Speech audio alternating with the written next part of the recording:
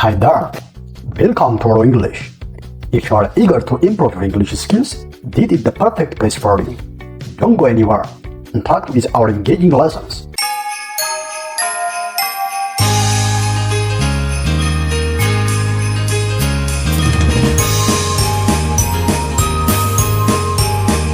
Oral English, your number one choice.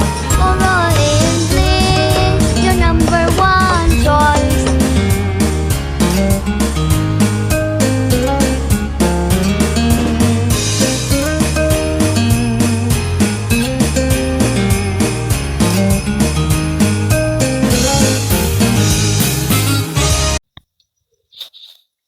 Kutaa 74ffaa. Let's go. Get crusher, get crusher, get crusher. Dukkaana cabsuu, dukkaana cabsuu. This means that osoo hin affeeramiin yookiis osoo hin waamamiin bakka tokko deemuun afaan Ingiliffaatiin abaluun osoo hin affeeramiin dhufe yookiis osoo hin affeeramiin dhufte jechuu yoo barbaanne kana fayyadamnaa jechuudha. Get crusher, get crusher, get crusher ka jedhu kana fayyadamnaa jechuudha. Good. For example, inni hin affeeramne yookiis osoo hin affeeramiin dhufe jechuu yoo barbaanne just by using this get crusher we can say that he is a get crusher. He is a get crusher. He is a get crusher. He is a get crusher jechuu dandeenya jechuudha. Akka kana jechuun inni osoo hin affeeramiin dhufe. Get crusher jechuun direct meaning isaa dukkaana cabsuu jechuudha. Dukkaana cabsuu. Any kind of invitation yaa ta'u or any kind of event yookiin programming wayii jiraate so ceremony wayii jiraate ceremony sana irratti namni osoo hin affeeramiin dhufe get crusher jedhama jechuudha afaan Ingiliffaatiin. Get crusher. Is get crusher. Is get crusher jechuu dandeenya jechuudha. Interesting.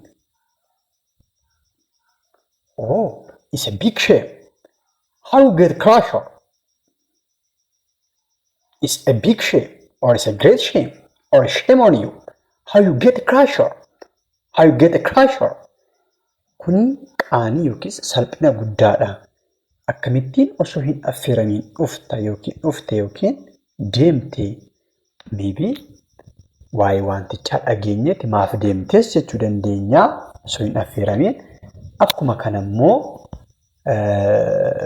maaliif dhufte iddoo event sanaa jirra yoo ta'e immoo maaliif dhuftees osoo hin affeeramiin jechuu dandeenya. So kanas haa ta'u isa kana afaan Ingiliffaatiin osoo hin affeeramiin maaliif dhufte salphina guddaadha jechuu barbaadu.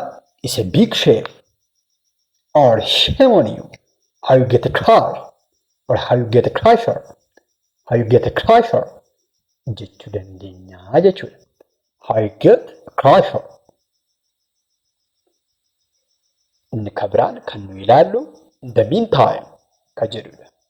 In the meantime. In the meantime. In the meantime kana jechuun immoo eventoota lama gidduu karedii jiru jechuudha. Let's say waan ta'e wayii intentionally hojjechaa jirra yookiis pilaanima keenyadha itti yaadneema karooruma keenyaatiin waa ta'e wayii gochaa jirra. Sana gidduutti yookiis immoo waan ta'e wayii osoo eegaa jirru sana gidduutti immoo kana goone yookiis immoo haga sanaatti wanta ta'e wayiidhaaf purposely hojii nuyi hojjechaa jirru waa biraadha. Sana gidduutti immoo yookiis immoo hanga sanatti kana goona sana goonaa ni jenna yeroo baay'ee. So afaan Ingiliffaatiin meanwhile or in the meantime. In the meantime ka jedhu kana fayyadamnee gidduutti yookiis hangasitti jechuu dandeenya jechuudha. For example, the movie starts at 9 p.m. In the meantime, let's have our dinner. The movie starts at 9 p.m. In the meantime, let's have our dinner. Fiilmii ilaalamu sun sa'aatii 3:00dha. Sa'aatii 3:00tti eegalaa. So gidduutti yookiin aga sanatti mee irbaata keenya haa nyaannu jechuu barbaanne the movie starts at 9 p.m. In the meantime, let's have our dinner jechuu dandeenya jechuudha. Mee gidduutti immoo irbaata haa nyaannu. Mee hagasitti immoo irbaata haa nyaannu. Sana haa goonu, kana haa goonu jechuu barbaanne in the meantime ka jedhu kana fayyadamuu dandeenya jechuudha. Great. I'm waiting for my father. In the meantime, I'm doing my homework. I'm waiting for my father. In the meantime, I'm doing my homework. Purposely, abbaa kee yookiin abbaa koo eegaan jira jechaa jira namni statement kana dubbachaa jiru. So, ani abbaa koo eegaan jira. Gidduutti garuu haganni dhufutti immoo jedheen hojii manaa dalagaa jira. Hojii manaa dalagaan jira yookiin hojjechaan jira jechaa jira jechuudha. Kaayyoon isaa inni jalqabamaa inni abbaa isaa eeguudha. Garuu haga abbaan isaa dhufutti callisee taa'uudha kanan hojjedha yoo jedhe I'm waiting for my father. In the meantime, I'm doing my homework jechuu dandeenya yookiis akkana jechuu danda'a jechuudha. Good.